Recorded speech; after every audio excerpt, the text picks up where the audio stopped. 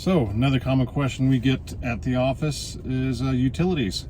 What kind of utilities are available around the area? So let's go over that. My name's Kevin. I'm sitting here out just south of Fairplay, Colorado. And so let's cover a little bit of that. So most common question is power. What kind of power is going to be available? So that's going to depend on what area you're in. Most of these areas, your power is going to be above ground. So that's going to be pretty easy to figure out. If you don't have any power access, then you need to start looking into a solar system. We got tons of providers for that. Next is your sewage is next common question. Most everything is going to be on a septic system unless you're in Fairplay or Alma.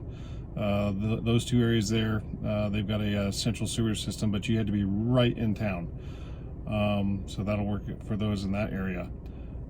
So we got power, we got your sewage covered. Beyond that, water, again, this is going to be real similar to your sewage. Unless you're in Fairplay or Alma, virtually everything's a private well system per property. And so that's how you're going to get your water supply there.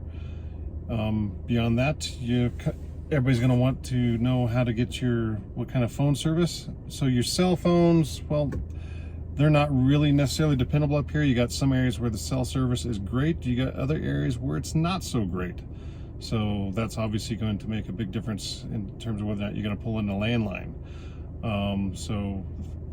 And after that, a lot of people coming up here wanting to work remotely. Now we're looking into internet services providers. So most commonly, if you have access to CenturyLink, that's going to depend on where you're at. Again, we can figure that out pretty easily. Just let us know what you're looking at. But CenturyLink is going to be your best option, usually the cheapest option.